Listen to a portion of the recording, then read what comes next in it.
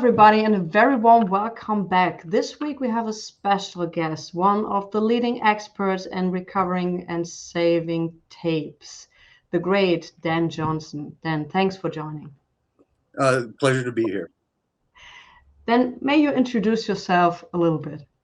I'm Dan Johnson. I own Audio Archiving Services Incorporated in Burbank, California.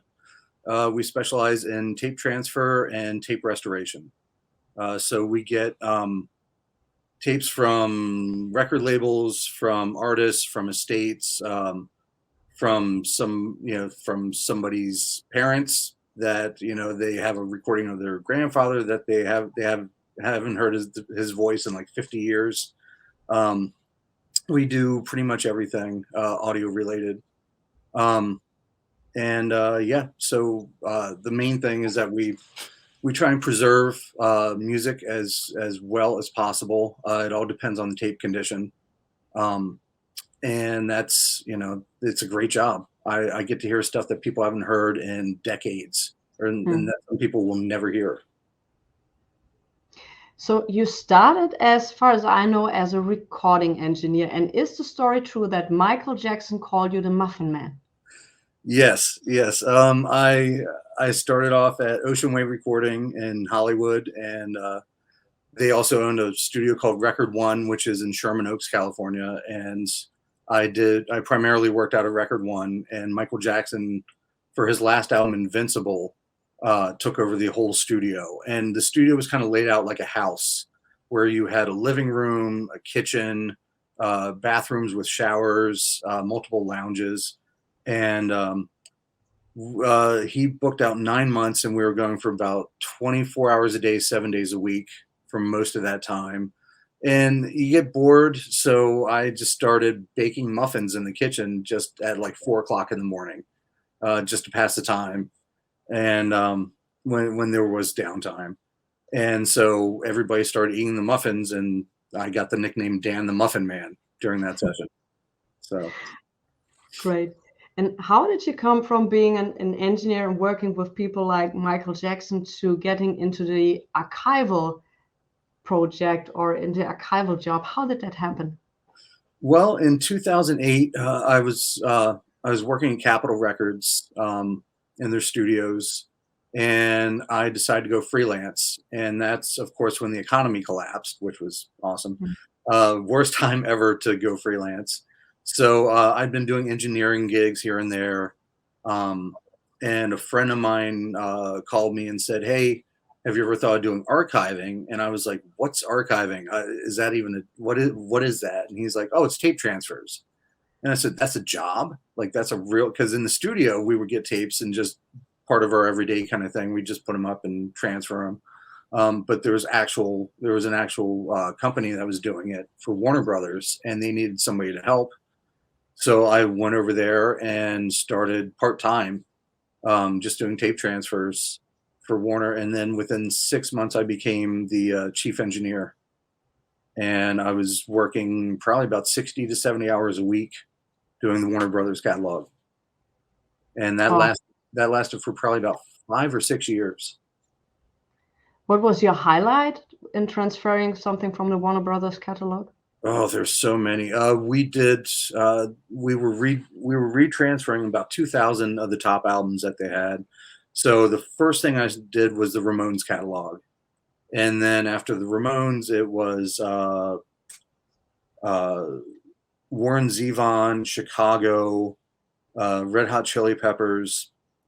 There was just so many tapes and so many amazing albums that it's really hard to kind of pick one that was the best.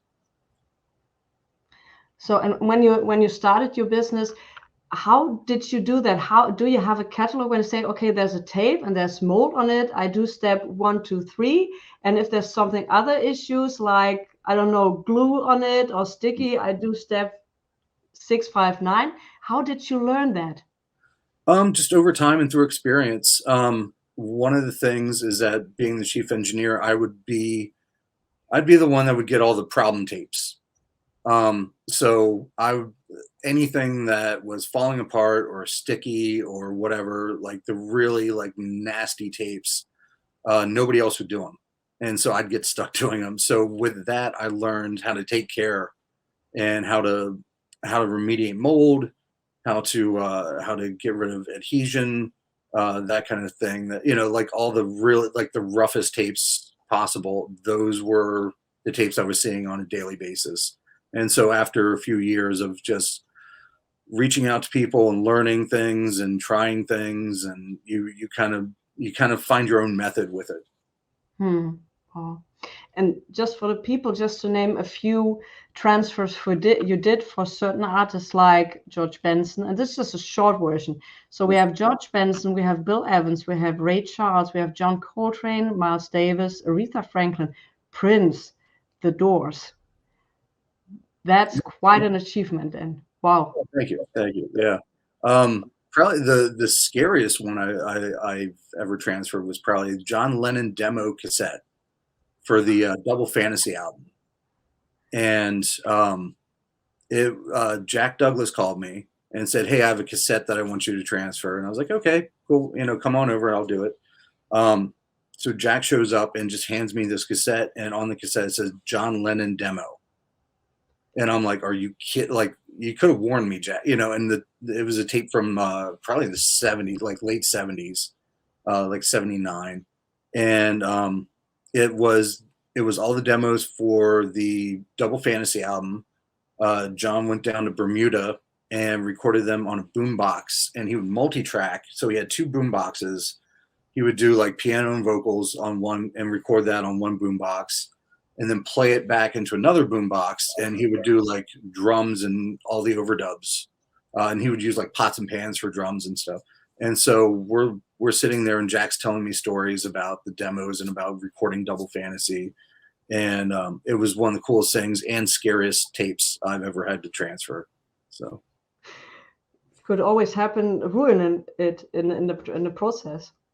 Oh yeah, especially with tapes that old and that had been played a bunch of times, like it gets really scary because the tape could snap. All my machines are maintained as well as possible, but you never know. It could be the one time where the machine goes rogue and eats a tape, and that's scary. So there's always an underlying fear with dealing with one of a kind media, and you have to respect that. So let's discuss, and so we get into the process of it. You are responsible that this record even exists. This is William Stuckey's reissue of Love of Mine. And Brian Sears, who did the research for the tapes, told me that without you, this reissue wouldn't happen because the tapes were in such a bad condition. They were in a basement, I think. There were dust, there were mold, they were pretty much done. May you can explain for people like me who have absolutely no idea how this magic thing you do works, explain the process when somebody brings you tapes who are in the state as the one which were on the William Stuckey. Well, yeah, those tapes were sent to me in July of 2020. And I remember opening the box and they were in really rough shape. The first thing I noticed was that they had mold all over them. And that looked like that, they'd been kept in a not so pleasant environment for a long time. So the first thing you have to do is mold remediation. So you take off the layer of mold on the top and the bottom of the tape. How do you take that off? Well, I found that the best way to do that is with lighter fluid for Zippo lighters. So Roncinol lighter fluid. That stuff is magic on tapes. My wife is a chemist, and I'd always heard that isopropyl alcohol was what everybody used. But it occurred to me, like, that's the same stuff that you use to remove oxide and gunk off the tape machine. So if you're going to use that on the tape, it probably isn't a good idea. It's probably going to remove some of the oxide off the tape. So we actually did some tests using an electron scanning microscope, or a scanning electron microscope, and we used different solvents on sample pieces of tape and found that Roncinol lighter fluid is the safest thing to use on analog tape. So when I do mold remediation, I mask up, I have HEPA filters, I do it outside if possible. just for personal safety. And then you just clean off as much of the mold as possible and then let it dry out. The second step, because it was polyester back tape, it was especially from the 70s, I believe it was Ampex 406 or 456, which is known for an issue called sticky shed syndrome. And what happens is over time, the tape starts accepting moisture from the environment and it becomes sticky. So the oxide where the music is held becomes sticky. So if you try to play the tape or rewind it, it'll actually pull the oxide, and the oxide will go all over the tape guides and the heads, and that's where the music lives. So you're effectively destroying the tape. So what we do is we test it with a Q-tip, do it a very slow wind, put the Q-tip on the oxide part of the tape, and then check it for any oxide that's coming off. If you see any oxide, put it in the oven. So we have food dehydrators that bake out the moisture in the tape. So usually our baking process is 135 to 145 degrees Fahrenheit for 12 to 15 hours, and then it has to cool for 12 to 15 hours for the binder and the tape to reset. And then you check it again, and sometimes it needs multiple bakings. I believe the Williams Stuckey tapes required probably a few days of baking before it was playable. Wow. Yeah. So, in your opinion, the tapes from the 70s are worse or better, not so good to recover than the ones from the 50s or the 60s? Is there a quality issue? Yeah, there's so many different variables. I've had tapes from the 50s and 60s that were literally falling apart. It mainly depends on how they were stored. If they, like with 50s and 60s tapes, if they're stored in a high heat, high humidity environment, it'll start to shrink the acid. Those tapes are usually made out of acetate backing, and it'll shrink the acetate, or it'll make it become brittle. So that's why you can't bake acetate tapes. You can only bake polyester tapes. Because it will actually destroy the tape if you try and bake it, because it'll suck too much moisture out of it and it becomes brittle and will snap in half. So that's, every tape formulation has its own issues, and that's part of where the experience of handling thousands of tapes comes in, because I can go, okay, this is Ampex from like the late 70s. I've dealt with this before. These are the things I need to look out for, and these are the ways I can correct it if possible. So once you've baked the tape, you're putting it on a tape machine and try to make a digital copy, or how does that work? After the tape is baked and is playable enough, then there's another thing we check for, especially from Ampex from the 70s, and that is lubrication issues. There's a lot of the tapes from the 70s, a lot of Ampex will leach out lubricant if it was kept in high humidity or not climate controlled environments. So over time, the lubricant in the tape leaches out, and there's a white haze on the oxide part of the tape. And this tape had deteriorated and these two reels of 16-track multis had deteriorated to the point where there was a thick coating of lubricant over the oxide. So to clean that off, you have to pretty much play the tape, and each pass there's this white stuff that looks like a donut glaze that comes off on the heads. You clean the heads, play the tape again, clean the heads until there's little or no lubricant coming off on the tape, from the tape. So with these tapes, they were so degraded that the lubricant was not cleaning off the tape. So I would only be able to. So here's why the tapes were in such bad shape. I would have to do a 30 to 40 second pass of part of a song, and then the heads would get covered with the lubricant, and you lose all the high end and the level drops. So it sounds like somebody put a cloth over the speaker. So there's no high end. So it starts off well for the first like 15 to 20 seconds, and then you start losing high end, like the hi-hat goes away and the cymbals start going away. So I would have to capture 30 to 40 seconds, find the part where the high end starts going and cut that off in Pro Tools and digitally, and then clean the heads, capture another 30 to 40 seconds, clean the heads, capture another 30 to 40 seconds, and then at the end of it, digitally stitch everything together to make one cohesive song. And with the tape like that, that's probably the last time that tape is ever going to be played. It was in such bad shape. And I remember talking to Ewan Fryer over at Athens of the North and letting him know the condition of the tape and what I was going to have to do, and asking him, like, this is it. This is a one-shot thing. And it's probably going to be pretty expensive to transfer a tape 30 to 40 seconds at a time. So do you want to go forward with it? And Ewan was like, absolutely. He said, this is the only known copy of this album.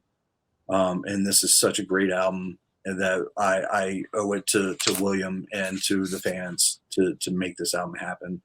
And so that's what we did. And it took days to capture the entire album at 30 to 40 seconds at a time. But we finally did it. Wow. So what's the digital file format you're using to capture the album?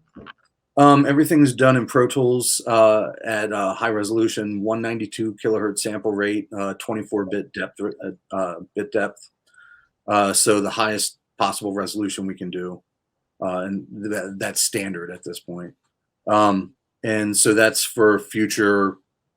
We're trying to future-proof it as much as possible by doing these high resolutions, and hard drive space is cheap nowadays, so why not?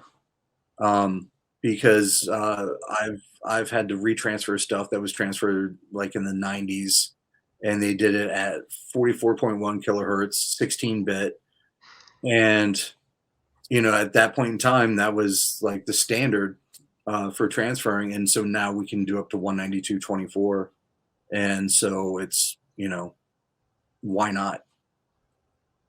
Absolutely. You should go for the best possible way at that point, because when you have this tape and you can, like with the William Stucker, you have one shot only, do it the best possible way.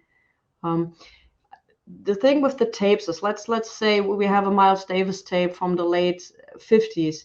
With each time you play that tape, you lose some of the quality. Is that correct? So you have to be careful with how many times you play that tape, the master tape, for example?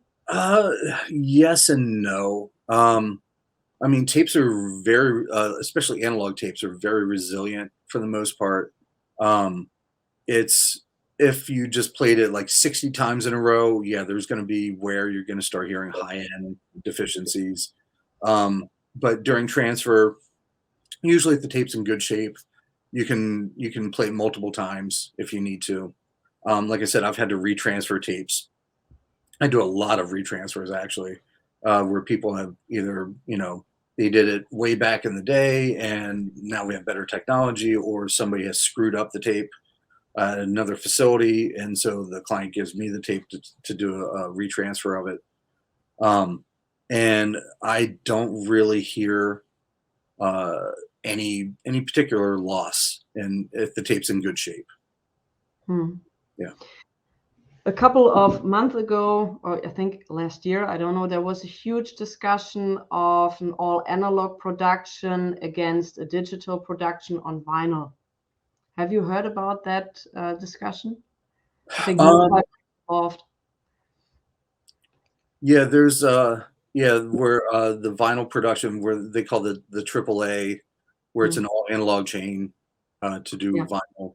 And then because I know MoFi just had a lawsuit against them because they claim that all their releases were AAA releases, and then it was discovered that they were using digital files for some of them.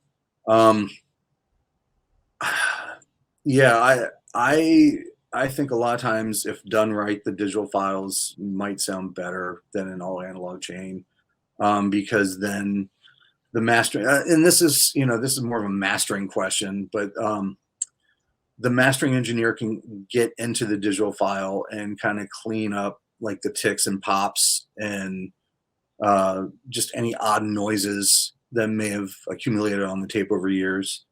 Whereas if you're doing a straight analog to analog, going straight from the analog tape to the cutting machine, um, all the artifacts on the tape are going to be on the record. Which, if you're a purist, that's great. But you can also get the same thing from a digital transfer. Um, yeah, it's a personal, it's a subjective question. It's a personal taste. But for me personally, I have no problem with digital transfers. Aside from what this is what I do for a living, but just hearing a digital transfer versus an all analog cut, um, if done right, they're pretty much, apples and oranges. So. Yeah, and sometimes you don't have another choice. Like with the William Stuckey one, you have the tape and it's one shot, and you have the digital, but not the tape. That happens more often than not, where you have one shot to do it. I do a lot of tape restoration that goes to like Bernie Grunman to do an all analog cut. So the client will give me the tape first and clean up the splices, the leader, bake it, get rid of the lubricant, any adhesive that's on the tape from the splices, I remove all that. So when Bernie gets the tape, it's as smooth playing as possible. But they also have me do a transfer of the tape while I'm cleaning it up, just as a safety, because some of the tapes they're falling apart. I mean, we're dealing with age at this point and bad storage conditions, and sometimes you can't do the AAA cutting because the tape is just one shot to get it done, and that's it. Can you name an example? There's been a couple. I don't know if I can actually talk about them for client confidentiality, though. Okay. Yeah. No, I totally understand. Yeah. Would have been interesting to know, because usually I do hope as a record buyer, when they say it's a AAA, you can trust that. Usually, many people trusted MoFi and we're very disappointed. But if you're transparent with that, like you said, and you have no other choice, and you explain that to the people, then it should be absolutely all right. You know what you're buying. I think the customer would understand if, especially with how old some of these albums are, that the tapes it's an organic material. It's gonna degrade. It's gonna, some of these tapes just did not survive well. And if you can even get a single pass off of them, sometimes you're lucky. Was there ever a tape you couldn't save no matter what, and you wished you could have because it was maybe for you personally very important, or a cultural important album? There's been a few, and it kills you. It just, your heart just sinks. You feel like a doctor going and telling the patient's family that the patient didn't make it through surgery. It's there's been a couple of things that where the tapes were just in too bad of a shape, that they couldn't. There's nothing I could have done. There's a thing called adhesion syndrome, and that's where the tape actually fuses to itself. And once that happens, it's almost impossible to get it to unstick from itself without causing like complete failure on the tape. And that just happens over time. We've been seeing a lot more of that, especially from tapes from the early 80s, again, Ampex, where, like, especially towards the hub, and we think it's more of a compression thing, where the tape has been, packed tightly, and it's tighter towards the hub. And then over time, the binder kind of leaches out and it fuses the oxide to the backing of the tape in front of it. And it's the same as gluing two pieces of paper together and leaving it in a drawer for 50 years and then trying to glue those two pieces of paper. It doesn't work out well. And that's just something that we've been, like I said, we've been seeing a lot lately, from tapes from the 80s. And then digital tapes have their own issues. So DATs and D88s and ADATs, those tapes were not built well and did not survive. So we're seeing a lot of issues with digital tapes. I remember very clearly that the DAT tapes, I think in the beginning of the 90s, were the thing to store your music. I knew musicians back then who worked in the studio who swore, I'm doing everything on DAT tapes, all my old tapes on transferring to DAT. And now you're saying me that wasn't a good idea. That was not a good idea at all. At the time, because I was working in the studio when everybody was doing everything to DAT, they would print their mixes to DAT instead of analog tape. It was the wave of the future. They said, it'll last forever. It's, and then we're finding like 30 years later, the tape is falling apart. It's deteriorating to the point where you're losing information on the tape. And that's the difference between digital and analog tapes, is that with analog tape, more often than not, there's stuff we can do to it, like the information's still there. Digital tape, it's ones and zeros, and if it's gone, it's gone. There's nothing we can do to get it back. And so when the digital tape deteriorates, we're finding that we're getting a lot of dropouts, a lot of digital distortion, a lot of errors. And there's really nothing we can do to get those errors corrected and to get that music back. So it's been kind of scary seeing how poorly digital tape is aged. Oh, so in the background, we see a lot of machines, and you've told me before we started the interview that it's just one room. Yes. How many tape machines, what kind of equipment do you have to do that? I haven't done a count of the amount of machines I have. Part of being an independent tape transfer business is that you need to have as many formats as possible, because especially during the 90s, there was just so many different formats that they were throwing around, especially digital formats. But yeah, we have everything from your standard 2-track and mono, like the Ampex ATR 100 series, which is a beautiful machine. And I have different head stacks for it, so we can do 1/2-inch, 1/4-inch, mono, stereo, 1/4-track, 4-track, 3-track. And then I have a Studer 827 behind me that I have multiple head stacks for, and I have custom heads for it, so we can do 2-inch, 24-track, 2-inch, 16-track, 1-inch, 8-track, and 1-inch, 16-track. And then I have digital formats like Sony Dash, which is a 48-track 1/2-inch digital, and Mitsubishi 32-track 1-inch digital. Then I have ADATs and D88s and DATs and cassettes and everything. So I have a 1,500 square foot office, and it's filled with stuff.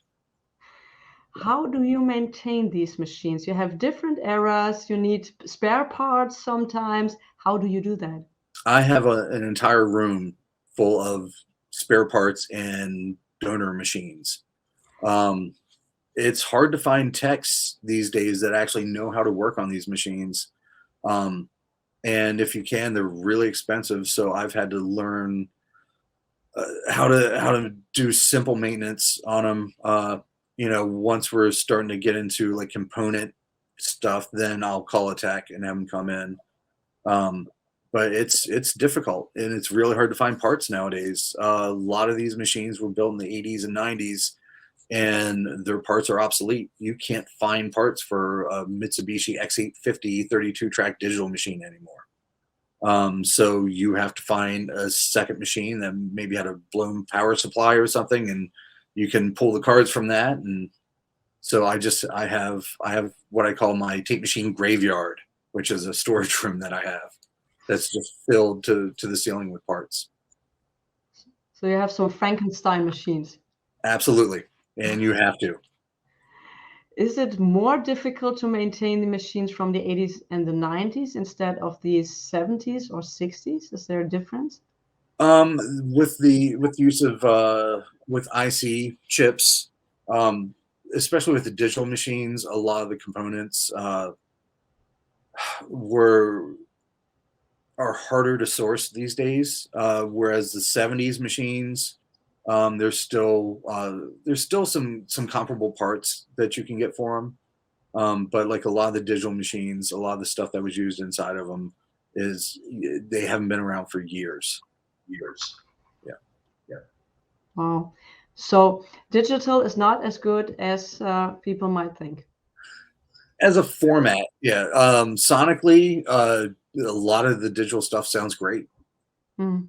But as holding up as a format over time, it definitely has its issues. Oh.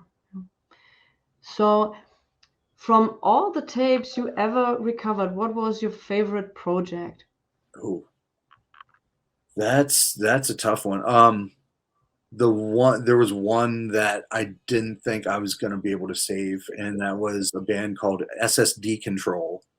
They were a legendary hardcore punk band from Boston, and the tapes were, I guess, they were in a basement for 40 years, and the basement had flooded a lot during the 40 years.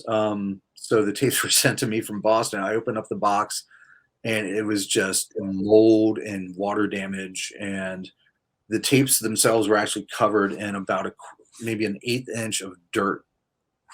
And it was the scariest thing I'd ever seen. It was, and I called the owner of the record label, and I was like, I don't know if I can do this. I think these tapes are too far gone. He said, yeah, a couple people have looked at the tapes and said just to throw them in the trash. But he said, well, this is what you trained for your whole life. So let's see what we can do with these tapes. So it took me 10 days, and I did mold remediation, and I hand cleaned every inch of those tapes, and each reel was 2,500 feet of tape. And I hand cleaned every single reel, and they came out perfect. There was no audio loss on those tapes. And it really surprised me. And so that album is actually being released, I think, this October. And it was the album that those were the only copies of the tapes that existed. And it was such a legendary album in the punk rock community that it just made me feel good that I was able to do it, and that the labor involved was worth it. Because sometimes that's not always the case. Sometimes you put a lot of labor into something and the tapes just don't survive. So, but that was probably the one I'm proudest of. Wow. You should write a book. If I had time, I have tapes stacked up waiting to be transferred. So that's my purpose right now. So maybe when I retire, I'll write a book about it. Yeah, you are the go-to person for these tapes. Yeah. And that's, it wasn't by choice. It was just, like I said, experience, and being the one that had to do all the tough work on the rough tapes, and then learning from all that. So I'm fortunate that I've been able to experience that, and that I have the knowledge base that I do, and I love sharing it with people, because I think this is stuff that, there's some people in the community that have secrets, and, oh, this is my method of doing this, or what, and that's not helping anybody. So I am more than happy to tell anybody how I do stuff, and if it saves one more tape, then that makes me very happy. That's great, because that's all for the same purpose, on saving the music or whatever is on these tapes for future generations in the best possible way. Absolutely. Did you have ever a celebrity coming to you and saying, hey, thanks for saving my tape, or let me see how you do it? Oh, all the time. Yeah. We get a lot of tapes from artists themselves, and they'll come by and just check out the operation to see what we're doing. And it's always great to actually meet the person whose music is on the tape, and to talk to them about it. Jackson Brown is one of my clients, and he's just the best guy in the world. And I love it when Jackson comes over, and we talk about you know, what we talk about the album, we just talk about like the back when he recorded it, that kind of stuff. And it kind of puts you in the room when you listen to the tape. You know, you can kind of hearing those stories about when they recorded it. You hear certain things, and it's magical. I mean, it's like I said, it's the best job in the world. Are there some future projects coming up you're involved with, and you can talk about that? Not at this time. No, there's always, I'm always working on stuff, and because of client confidentiality, I can't talk about any of it, which kills me because there's some great stuff that I've been working on. But everybody will find out eventually. Once everything gets released, then I can talk about it. But you know, at this point in time, I can't. So we will sure doing a second interview. You can be sure. Yes, that'd be great. I never saw your name. I never saw your name on the on everywhere on the covers or somewhere. How do I know that you worked on this? That's the thing. We don't get album credit a lot of times. And you know, for me, that's okay. Like I'm not doing it for album credit. You know, I'm doing it for the music, which, you know, is as nerdy as that sounds. I mean, that's kind of what it is. But yeah, that's and that goes back to like the whole digital transfer versus AAA thing, where a lot of times the record label won't put my name on something because it might be touted as being a AAA master, and it was actually digital transfers that I did. Or just, you know, a lot of times, you know, people forget about this step and don't put my name on an album. So, but yeah, it doesn't really bother me. It'd be nice, but, you know. It absolutely would be nice to see that they work with the best people available to do that. Okay, Dan, thank you so much for doing this interview. It was a pleasure, and we will be absolutely. You tell me when, because there is no name written on the covers. You tell me when the great stuff is out that you did it, and then I absolutely want to talk about this with you.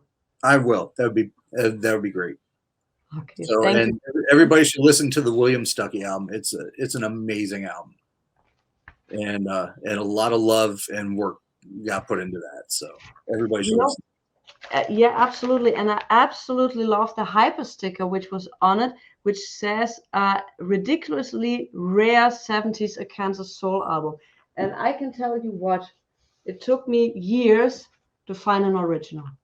Oh, wow. But the thing is, and that's, I totally understand your point with the digital and analog thing is, and I have that with another album as well. There was back then I have an album from Barbara Harwood, On the Rise, from 1970, and that was released on a private press, and it wasn't in the best available recording studio and all of this. So when they did the reissue, they had to do needle drop because there were no tapes, and the needle drop sounds way more better because it has been digitally done than the version on my very tiny, not so well pressed original copy. And it's the same next to this. William Stuckey is another point, is that the mastering wasn't done as William Stuckey intended it to do. So with the digital thing and the notes that were left, I think, in the boxes, this reissue could also be mastered the way he wanted it. So you get a great sounding record with a track which wasn't on the original, plus the mastering the way he wanted it. And you can hear that. You can hear the difference. Yeah, and that's possible through digital technology. So, you know, there are a lot of instances where it helps the final product. So, you know, I'm all for the analog purists. I completely understand that, but at the same time, there is also a good point for digital transfers too. Yeah, I'm absolutely on the same page with you about that. So it's just very important to make clear what you're buying, and then you can decide if you want it or not. Exactly. Yeah, and in some cases you just can't find an original copy. Like this William Stuckey, it's just like nowhere to be found, and then you go and buy for 20 or 30 bucks, you buy the reissue. Yeah. And So, it might sound better than the original issue, you know? yes, Yeah. absolutely. So, and thank you so much for your time. It My was a pleasure, Nancy. pleasure.